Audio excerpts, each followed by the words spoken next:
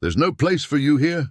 My daughter yelled, slamming the door in my face. On Christmas Day, I didn't cry. I didn't beg.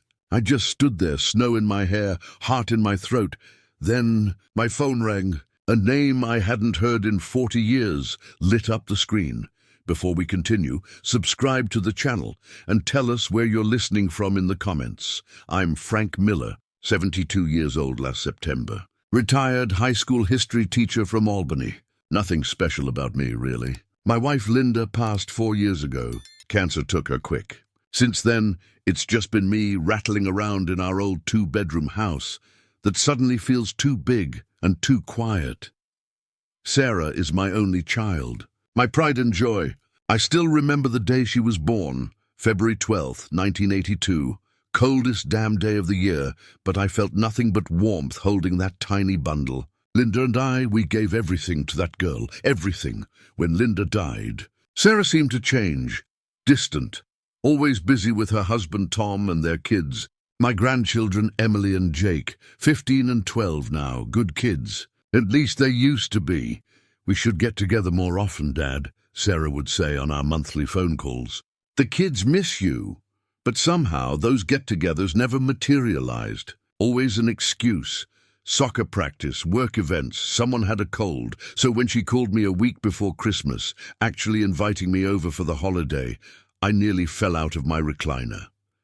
"Really? You want me there for Christmas Day?" I asked, not bothering to hide my surprise. "Of course, Dad," she said, her voice warm like it used to be. "It's time we started being a real family again. Mom would have wanted that." That hit me right in the chest. Linda would have wanted that. She always was. The glue that held us together. I spent the next week baking Linda's famous gingerbread cookies from her recipe cards. My hands aren't what they used to be, but I managed. I wrapped presents for the grandkids. Gift cards mostly, since I don't know what teenagers like anymore. For Sarah, I had something special. Linda's pearl necklace. The one she wore on our wedding day. I figured it was time. Christmas morning, I put on my best sweater, dark green with a subtle pattern, the one Linda always said brought out my eyes. I combed what's left of my hair, splashed on some aftershave, and packed everything carefully in the car. The drive to Sarah's suburban home usually takes 40 minutes, but with the snow, it was closer to an hour.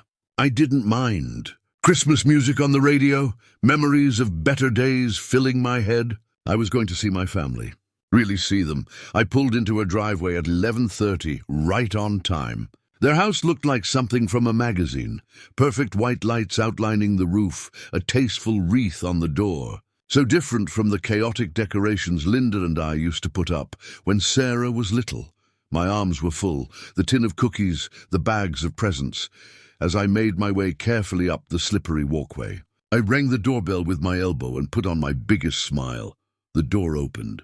It was Tom, my son-in-law. "Tall guy, works in finance or insurance or something. Never quite warmed up to me, Frank," he said flatly. "No Merry Christmas. No offer to help with the packages.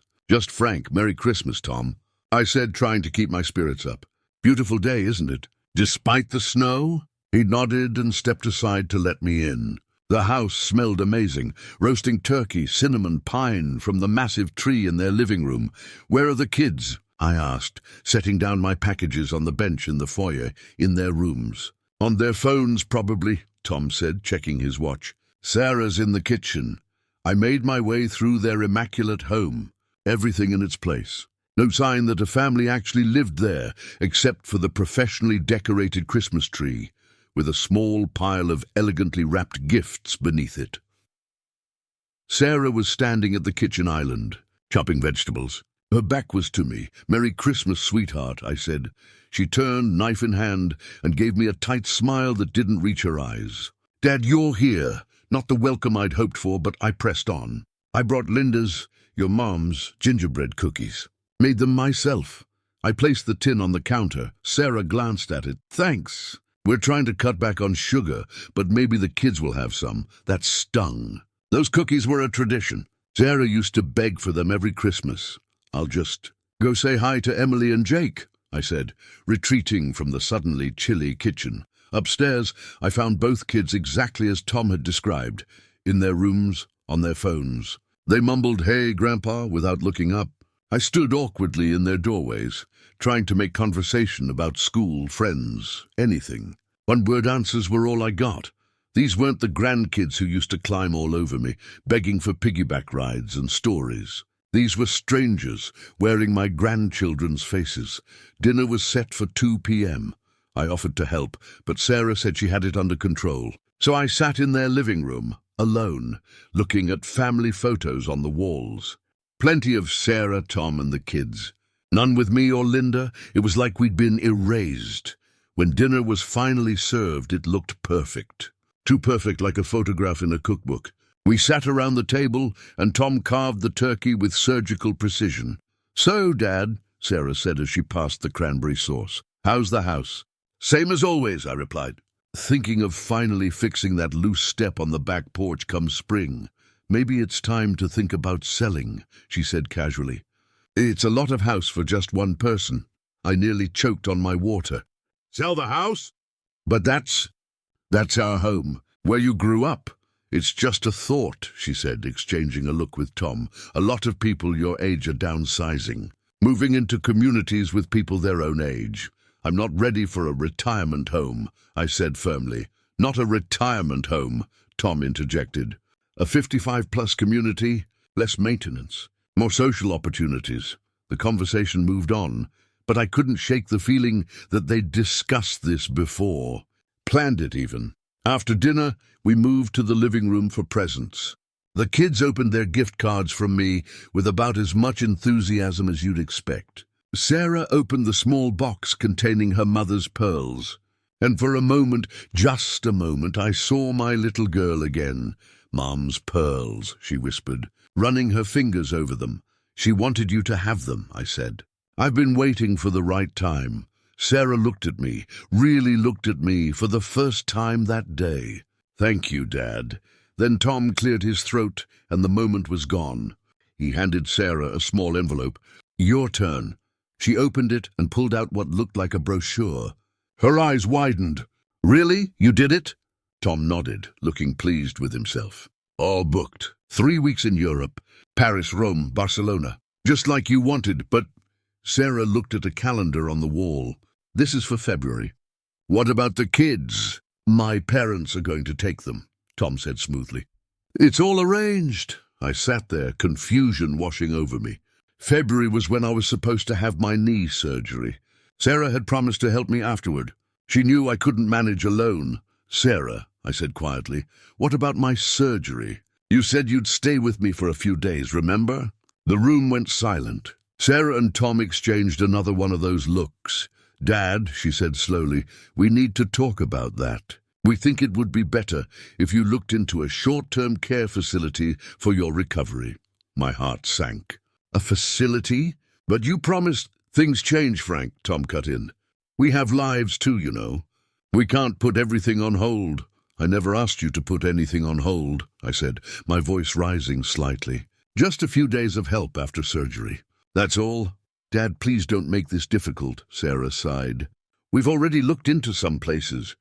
They're very nice. Insurance should cover most of it." I couldn't believe what I was hearing. My own daughter, planning to ship me off to some facility rather than help me herself. "Linda would never have allowed this. I thought family helped family," I said. "That's what your mother and I taught you." "Mom's not here anymore," Sarah snapped, her composure cracking. "And I can't be her. I can't drop everything because you refuse to acknowledge that you're getting older and need more help than I can give." "I don't need more help," I said, feeling my face flush. "I need my daughter to keep her word." The argument escalated from there. Old grievances surfaced. Apparently, I called too often, asked too many questions, didn't understand their busy lives, was stuck in the past. Tom stood up, arms crossed. "I think it's time you left, Frank." I stared at him in disbelief. "Left? It's Christmas Day. There's a snowstorm out there." "You managed to drive here," he said coldly. "You can manage to drive home." I looked to Sarah, waiting for her to defend me, to remember I was her father. The man who had taught her to ride a bike, helped her with homework, walked her down the aisle. Instead, she stood up too. "Tom's right, Dad. I think you should go." "This isn't working." "Sarah," I pleaded, "it's Christmas." Your mother, stop bringing Mom into this, she shouted. She's gone, and using her to guilt me isn't fair. I felt like I'd been slapped. That's not what I... Just go, Dad, she said, walking to the front door and opening it. Cold air rushed in, along with a few snowflakes. There's no place for you here. Not if you can't accept that things have changed. I stood slowly, my bad knee protesting. Gathered my coat. Didn't bother with the leftover cookies or the wrapping paper from my gifts. What was the point? As I passed Sarah at the door, I paused. Your mother would be ashamed, I said quietly. Her face hardened. Goodbye, Dad. The door closed behind me with a final sounding click. I stood on the porch, snow falling around me, wondering how my life had come to this. 72 years old and thrown out on Christmas Day by my only child. I made it to my car somehow. Sat there with the engine off, tears streaming down my face. This couldn't be happening. Not to us. Not to our family. And then my phone rang. I fished it out of my pocket, hoping against hope it was Sarah, calling to apologize, to ask me to come back inside. The number on the screen wasn't hers. In fact, I didn't recognize it at all. I almost didn't answer. But something, desperation, loneliness, or maybe just the need to hear another human voice, made me press the green button. Hello, I said, my voice rough from crying. Is this Frank Miller? A woman's voice, unfamiliar. Yes, this is Frank. Mr. Miller, this is Diane Peterson from Memorial Hospital. I'm calling about Elizabeth Carter. You're listed as her emergency contact. Elizabeth Carter? The name hit me like a thunderbolt. I hadn't heard it in 40 years? More? Mr. Miller, are you there? Yes, I managed. Yes, I'm here. Elizabeth, is she okay? She's been admitted with pneumonia, Mr. Miller. Her condition is serious but stable. She's been asking for you. Elizabeth, my first love. The woman I dated before Linda. The one who got away, or more accurately, the one I let go when my job took me across the country. We'd lost touch decades ago. Mr. Miller, the voice prompted, are you able to come to the hospital? I looked at Sarah's house, with its perfect decorations, and the family that no longer wanted me. Then I looked at the snow-covered road ahead. Yes, I said, starting the car. I'm on my way. The hospital parking lot was nearly empty on Christmas Day. Makes sense. Nobody wants to be there on a holiday. Nobody except people like me with nowhere else to go. The snow was coming down harder now, big fat flakes that melted the second they hit my windshield. I sat there for a minute after parking, trying to wrap my head around it all. 1 minute, I'm getting thrown out of my daughter's house. The next, I'm rushing to see a woman I haven't spoken to in over 40 years. Elizabeth Carter. Just thinking her name brought back a flood of memories. I met her in college, junior year 1973. She was studying English literature, hair always in a messy bun, ink stains on her fingers, smart as a whip and funny too. God, she could make me laugh. We dated for almost 2 years. I thought she might be the one. Then I got offered that teaching position in Albany. She was set on staying in Chicago, working at her father's publishing company. We were young, stubborn. Neither of us would budge. So we said goodbye at a train station, promising to write. We did for a while. Then life happened. I met Linda, Elizabeth. Well, I never knew what happened to Elizabeth until now. The hospital lobby was decked out in half-hearted Christmas decorations, a small artificial tree, some tinsel taped to the reception desk. The woman behind the counter looked tired. I'm here to see Elizabeth Carter, I said, my voice still rough from earlier. I got a call. I'm her emergency contact, apparently. The receptionist tapped at her computer. Room 412, 4th floor. She handed me a visitor sticker. The elevator ride felt like an eternity. What was I doing here? What would I say to her after all these years? And why in the world was I still listed as her emergency contact? Room 412 had the door partially closed. I knocked gently. Come in, called a nurse from inside. I pushed the door open. The room was dim, just the glow from a small lamp and all those beeping machines. And there in the hospital bed was Elizabeth, I almost didn't recognize her. The Elizabeth in my memories had chestnut hair and bright eyes full of mischief. This woman had silver hair spread out on the pillow, her face lined with age, but when she turned toward me, I saw it, that spark in her eyes, still there after all these years. "Frank," she said, her voice raspy, "you actually came." The nurse checked something on one of the machines. "I'll give you two some privacy," she said, slipping out of the room. I moved closer to the bed, suddenly aware of how awkward this was. "The hospital called me, said I was your emergency contact." Elizabeth smiled weakly. "I never got around to changing it, I guess." "How are you feeling?" I asked, immediately regretting the stupid question. She was in a hospital bed on Christmas Day. Obviously, not great. "I've been better," she replied, then coughed, a deep rattling sound that made me wince. "Pneumonia. Doctor says I'll pull through, but at my age they're being cautious." I nodded, still standing awkwardly at her bedside. "Can I get you anything? Water?" "Sit down, Frank," she said, patting the edge of the bed. "You're hovering like a nervous hummingbird." I sat, careful not to disturb any of the tubes or wires connected to her. Up close, I could see her better.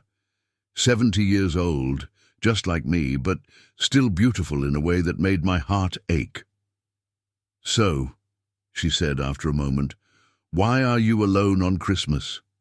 I blinked in surprise. "How do you know I'm alone?" She gave me a look, that same look she used to give me in college when she thought I was being particularly dense. "Frank Miller, if you had anywhere else to be, you wouldn't have dropped everything to visit an old girlfriend in the hospital." That made me laugh, despite everything. Fair enough. I hesitated, then decided there was no point in hiding it. "My daughter kicked me out, literally told me, 'There's no place for you here.'" Elizabeth's eyes widened. "On Christmas Day? That's harsh." "Yeah," I sighed, suddenly exhausted. "It's been coming for a while, I think, since Linda, my wife, passed away." "I heard about Linda," Elizabeth said softly. "I'm sorry, Frank. I know how much you loved her." "You heard? How?" She smiled a little. "Albany isn't that big, and I moved back about 10 years ago, took over my cousin's bookstore downtown, Carter's Books on Elm Street." I stared at her. "You've been in Albany for 10 years. We've been living in the same town for a decade and never ran into each other." "I saw you once," she admitted. "At the farmer's market. You were with a woman I assumed was your wife. You looked happy. I didn't want to intrude." My mind was reeling. Elizabeth had been so close all this time. That must have been at least 5 years ago. Linda's been gone 4 years now. "I know," she said. "I saw the obituary." We fell silent for a moment, the only sound the steady beep of her heart monitor. "Tell me about your daughter," she finally said. "The one who kicked you out today." So I did. I told her about Sarah, about how close we used to be, about how things changed after Linda died, the way she and Tom seemed to be pushing me toward assisted living or a retirement community, the argument about my knee surgery. "They had the nerve to book a European vacation right when they knew I'd need help," I said, the anger rising again. "Then acted like I was being unreasonable for expecting them to keep their promise." Elizabeth listened. Really listened, in a way no one had in years. When I finished, she reached out and took my hand. Her skin was paper-thin, cool to the touch. "I'm sorry, Frank. Family can hurt us the most because they know exactly where to aim." I squeezed her hand gently. "Enough about my problems. What about you? Did you ever marry? Have kids?" A shadow passed over her face. "I married David Thompson. He was kind, stable, a good man." She paused. "We couldn't have children, not for lack of trying." "I'm sorry," I said, meaning it. "David passed 12 years ago. Heart attack." She gave a small shrug. "That's when I moved back to Albany. Needed a fresh start." We talked for hours after that, about books she'd sold at her store, students I'd taught, places we'd traveled. It was so easy, like picking up a conversation we'd paused just yesterday instead of 4 decades ago. Around 6, the nurse came back in. "Miss Carter needs her rest now, sir." I stood reluctantly. Of course, I should get going anyway. "Will you come back tomorrow?" Elizabeth asked, and for a moment she looked vulnerable, almost shy. "Try and stop me," I replied, and was rewarded with her smile. I drove home through the snow, my mind spinning. The day had been a roller coaster, from hope to heartbreak too. Whatever this was, a second chance? A cruel twist of fate? I wasn't sure. The house was dark and cold when I got home. I turned up the heat and microwaved some leftover lasagna. Not exactly a Christmas feast, but I wasn't feeling very festive anyway. As I ate alone at my kitchen table, I thought about Sarah, about what had gone wrong between us. There had to be more to it than what happened today.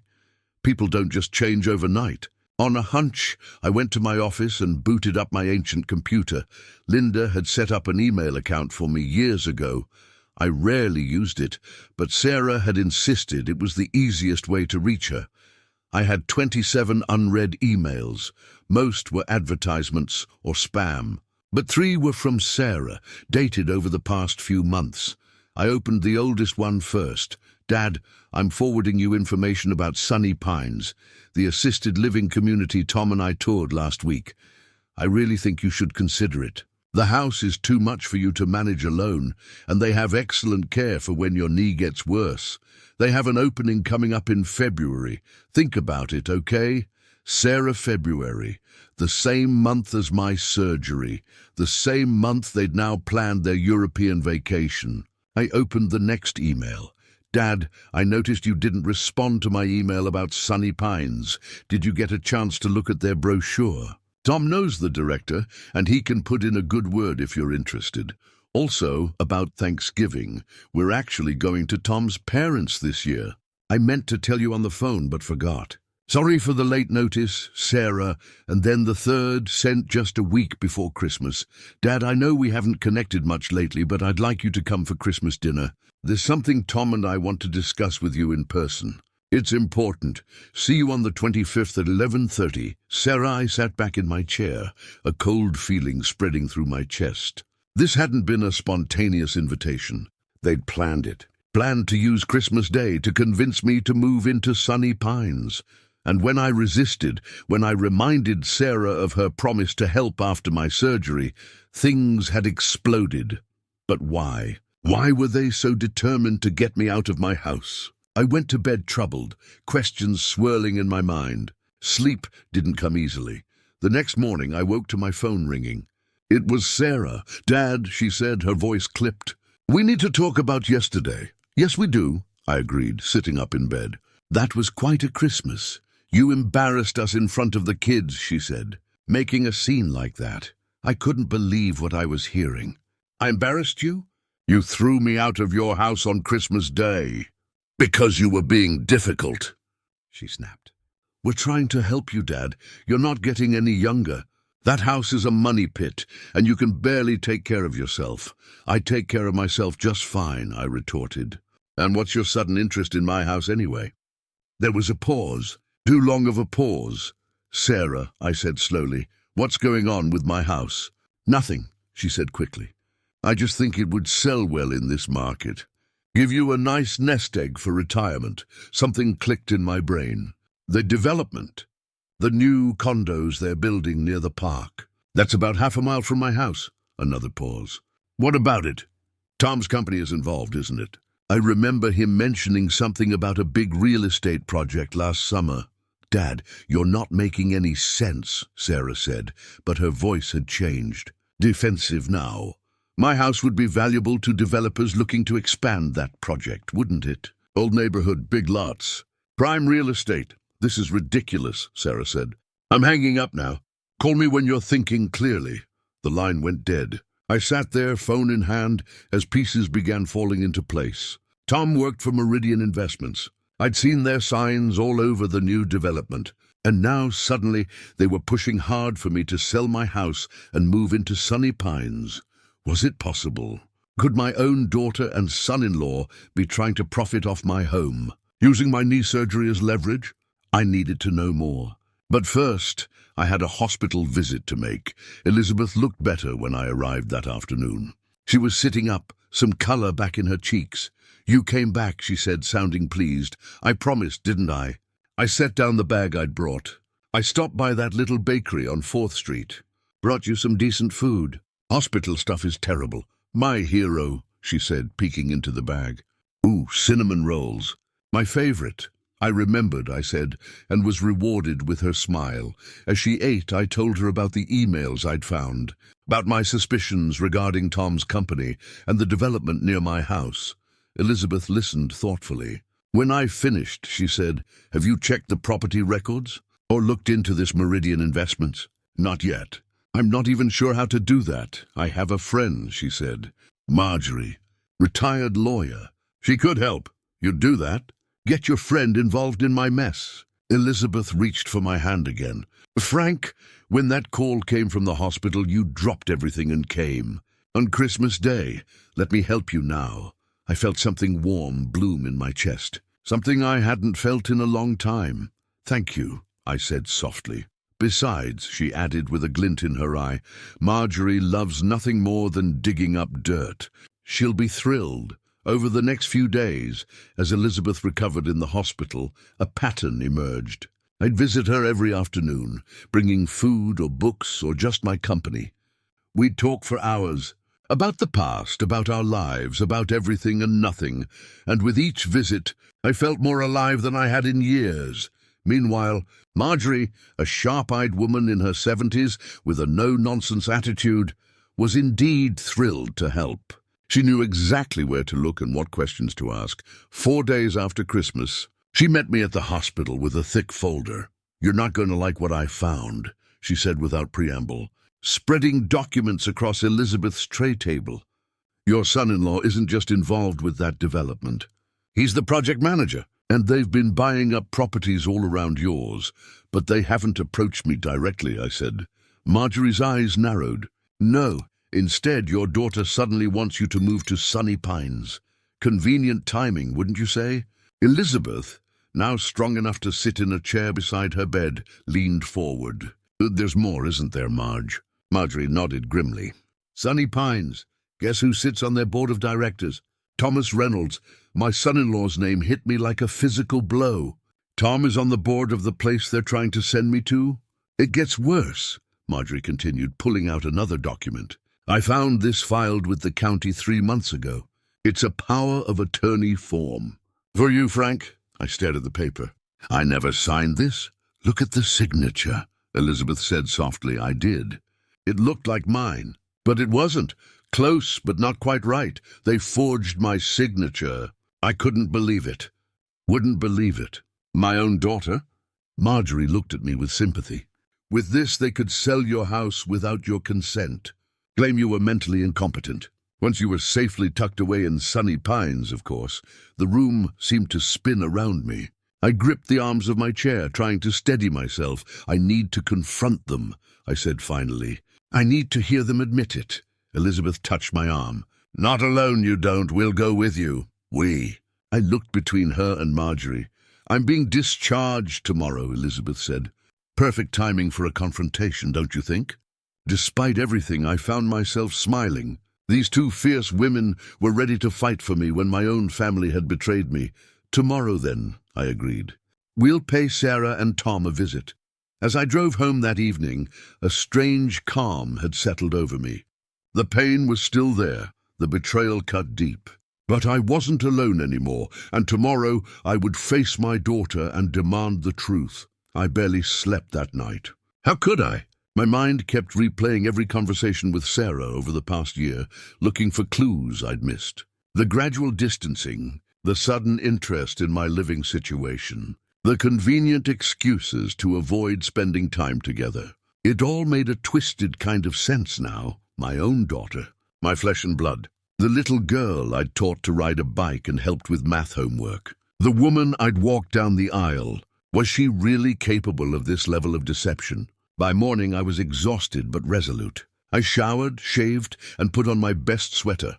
Not the Christmas one, but a navy blue one Linda had given me for our last anniversary together. I needed her strength today. I arrived at the hospital just as Elizabeth was finishing her discharge paperwork. She looked like a different person than the frail woman I'd found in that hospital bed 5 days ago. Her silver hair was neatly brushed, and she wore a simple blue dress someone had brought her. Ready for battle? She asked when she saw me, a glint of determination in her eyes. As ready as I'll ever be, I replied. Marjorie met us in the lobby, carrying an intimidating leather briefcase. I made copies of everything, she said without preamble. And I spoke with a detective friend of mine this morning. If things go south, we make one phone call. The drive to Sarah's house was tense. None of us spoke much. Elizabeth sat beside me in the passenger seat, occasionally reaching over to pat my hand when my grip on the steering wheel got too tight. No matter what happens, she said as we pulled onto Sarah's street. Remember, you're not alone in this. Those words meant more to me than she could know. Sarah's house looked different in daylight without the Christmas decorations. Just another suburban home with a well-manicured lawn and a 2-car garage. Hard to believe it was the site of such betrayal. Their home, I said, noting both cars in the driveway. The kids must be at school. Good, Marjorie said firmly. Better they don't witness this. We walked to the front door together, Elizabeth's arm linked with mine. I took a deep breath and rang the doorbell. Sarah answered, her expression changing from neutral to shocked when she saw who was with me. Dad? What's going on? Who are these people? Hello, Sarah, I said, keeping my voice steady. We need to talk. May we come in? She hesitated, then stepped back reluctantly. Tom's on a work call. He'll be down in a minute. We followed her into the living room, the same room where she'd opened her mother's pearls on Christmas Day before throwing me out. I noticed she wasn't wearing them now. This is Elizabeth Carter, I said, making introductions. And Marjorie Donovan. Sarah nodded stiffly but didn't offer to shake hands. What's this about? It's about Sunny Pines, Marjorie said, opening her briefcase, and Meridian Investments. And a very interesting power of attorney document with your father's forged signature on it. The color drained from Sarah's face. I don't know what you're talking about. I think you do, I said quietly. I think you and Tom have been planning this for months. Get me into Sunny Pines, sell my house to Meridian for the development project, and pocket a nice commission. Or is Tom getting a bonus for securing that particular property? That's ridiculous, Sarah sputtered, but her eyes darted toward the staircase. Tom, can you come down here? Tom appeared moments later, his business smile fading when he saw us. What's going on? Marjorie didn't waste time. She laid out the documents one by one on the coffee table. Property records showing Meridian's acquisitions around Frank's neighborhood. Your name as project manager. Your position on Sunny Pines board of directors. And this. She placed the forged power of attorney form on top. Care to explain? Tom's face hardened. Who the hell are you? I'm the retired attorney who's about to make your life very difficult unless you start talking, Marjorie replied coolly. The room crackled with tension. I'd looked at Sarah, searching for any sign of the daughter I'd raised. Why? I asked simply. Was my house really worth all this? Something in her cracked then. She sank onto the couch, hands trembling. It wasn't just about the house, she said. It was everything. The timing, the opportunity. Sarah, don't, Tom warned, but she ignored him. After Mom died, you were so lost, she continued. So dependent on me. Calling all the time. Needing help with everything. And then Tom got this promotion. Project manager for the entire River Park development. His big break. And my house was in the way, I said flatly. She nodded miserably. The company had bought most of the surrounding properties, but yours was key, right in the center. They were offering double market value. So instead of just asking me if I'd sell, you decided to declare me incompetent and ship me off to a facility. It wasn't like that, Sarah protested. Sunny Pines is a nice place. You'd have been comfortable there. And the money from the house would have paid for it for years, plus a healthy remainder for you, I imagine, Elizabeth said, speaking for the first time. Her voice was gentle but firm. Tom stepped forward, his businessman facade back in place. Look, things got out of hand. We can fix this. Tear up that power of attorney. Start fresh. Start fresh? I echoed in disbelief. You forged my signature. You were planning to sell my home without my consent. That's elder abuse. It's fraud. It's a felony, Marjorie added helpfully. Several, actually. Tom's facade cracked. You can't prove anything. It's your word against ours. Actually, Marjorie said, pulling out her phone, I took the liberty of recording this conversation. New York is a one-party consent state for recordings. And I have a friend at the DA's office who's very interested in elder fraud cases. The blood drained from Tom's face. You're bluffing. Marjorie just smiled. Try me. Sarah burst into tears. Dad, please. We were just trying to help you. The house is too big. You're all alone there. You thought you could profit from my loneliness. I finished for her. The pain in my chest was almost unbearable. Your mother would be heartbroken. Tom paced the room like a caged animal. What do you want? Money, is that it? I want the truth, I said firmly. All of it. How long has this been going on? Who else is involved? Over the next hour, the whole sordid story came out. The plan had been Tom's initially, a way to solve the problem of the holdout homeowner while also dealing with his dependent father-in-law. Sarah had been reluctant at first, but convinced herself it was for my own good. The forged power of attorney had been their insurance policy, something to fall back on if I refused to move willingly. And Christmas Day, I asked. That was supposed to be when you convinced me to sign the papers. Sarah nodded, unable to meet my eyes. We thought, with the holidays, family time, you'd be more receptive. Instead, I reminded you about your promise to help after my surgery, I said, which conflicted with your European vacation. The trip was a bonus from Meridian, Tom admitted, for securing the final properties for the development. A celebration of your success, Elizabeth said, her voice laced with disgust. While your father-in-law recovered from surgery alone. The confrontation might have continued indefinitely if Marjorie's phone hadn't rung. She answered, spoke briefly, then hung up with a satisfied smile. That was Detective Weber, she said. He's on his way. Seems the DA is very interested in corporate real estate fraud, especially when it involves elder abuse. Tom went pale. You called the police? Before we came, Marjorie confirmed. I believed in being prepared. What followed was something of a blur. Detective Weber arrived with another officer. Statements were taken, documents examined. Tom and Sarah were not arrested on the spot. These things take time, Marjorie explained, but they were informed in no uncertain terms that charges would be filed. You've ruined everything, Sarah said as the police prepared to leave. She wasn't looking at the detective or at Tom. She was looking at me. No, Sarah, I said sadly. You did that yourself. Elizabeth and I waited outside while Marjorie finished up with the detective. The January air was cold, but refreshing after the stifling atmosphere in the house. Are you okay? Elizabeth asked gently. I shook my head. I don't know if I'll ever be okay with this. My own daughter, I know. She took my hand. Family betrayal cuts the deepest. We stood in silence for a moment, watching our breath cloud in the cold air. What happens now? I asked finally. That depends on you, Elizabeth said. The DA will pursue charges. Marjorie will make sure of that. But beyond the legal stuff, what do you want, Frank? It was a good question. What did I want? My old life back. That was impossible. Forgiveness? I wasn't ready for that. Justice? Maybe, but it felt hollow. I hesitated, then decided on honesty. I want to not be alone anymore. Elizabeth squeezed my hand. You're not alone. Marjorie joined us a few minutes later, looking grimly satisfied. The wheels of justice are turning, she announced. Slowly, as always, but turning nonetheless. We drove back to my house that would remain my house. Elizabeth and Marjorie came inside.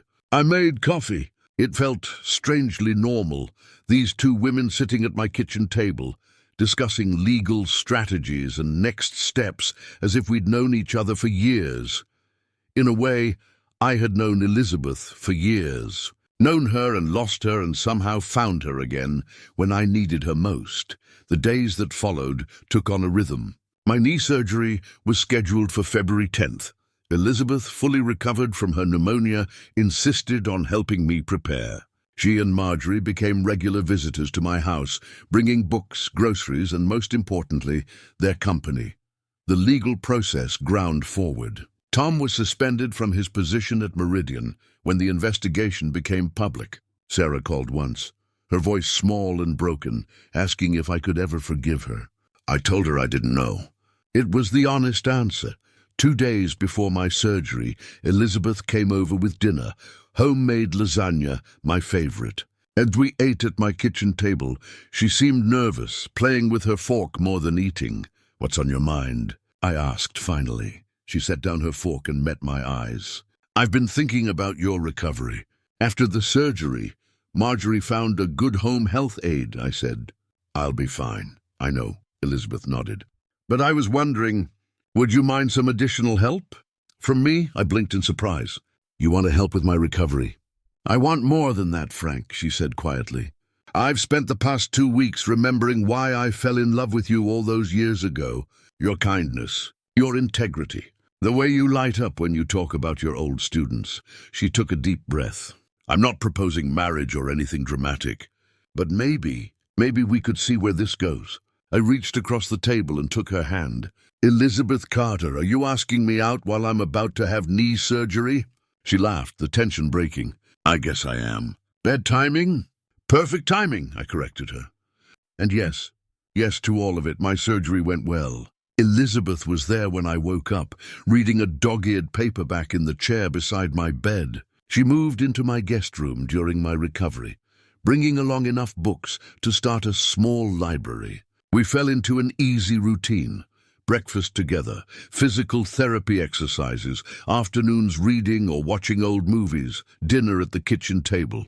It wasn't all smooth sailing. There were bad days when the pain was too much, when I'd snap at her unfairly. Days when the hurt of Sarah's betrayal would overwhelm me again. But Elizabeth weathered it all with patience and understanding. 3 months after Christmas, the DA's office reached a plea deal with Tom. He would serve no jail time, but would pay substantial restitution and perform community service. Sarah was not charged. There wasn't enough evidence of her direct involvement in the fraud, but our relationship remained fractured. We spoke occasionally, awkward conversations full of things unsaid. By summer, Elizabeth had unofficially moved in. Her bookstore was only a 15-minute drive away, and she'd come home every evening, with stories about customers or new arrivals. Home. That's what my house had become again. Not an empty shell echoing with memories, but a home filled with laughter and conversation, and the gentle rustle of turning pages. On warm evenings, we'd sit on the back porch, the one with the step I finally fixed, and watch the sunset. Sometimes we'd talk about the past, about the years we'd missed together. Sometimes we'd talk about the future, tentatively, cautiously. And sometimes we'd just sit in comfortable silence, her hand in mine. I never did sell my house. The development went ahead without my property, building around it instead. Sometimes I'd catch a glimpse of Tom in the distance, overseeing the construction. He'd been rehired at a lower position after the scandal died down. We never spoke. As for Sarah, we're taking small steps. Coffee once a month. Brief, careful conversations. The trust is gone, maybe forever, but she's still my daughter. Elizabeth encourages me to keep trying, to leave the door open. If not for forgiveness, then for understanding. "Family is complicated," she told me one night as we got ready for bed. "Sometimes the family we choose is as important as the family we're born into." She was right, of course. At 72, I'd found a second chance at love with a woman I'd let go decades ago. I discovered the strength to stand up for myself when my own daughter tried to take advantage of me. I'd built a new kind of family, Elizabeth, Marjorie, even some of the regulars at the bookstore who'd become friends. That Christmas Day when Sarah told me there's no place for you here had felt like an ending. And in some ways it was, but it was also a beginning. A phone call from a hospital. A reunion decades in the making. a chance to rewrite my story. Sometimes the worst moments of our lives lead us exactly where we need to be. Sometimes betrayal opens the door to blessing. And sometimes, when one door closes with cruel finality, another opens with the gentle ring of a telephone on Christmas Day. If there's anything I've learned from all this, it's that it's never too late. Not for love, not for justice, not for starting over. Even at 72, life can surprise you. You just have to be willing to answer the call when it comes. So if you're reading this, maybe feeling alone or betrayed or like you've run out of chances, don't give up. Your phone might be about to ring too.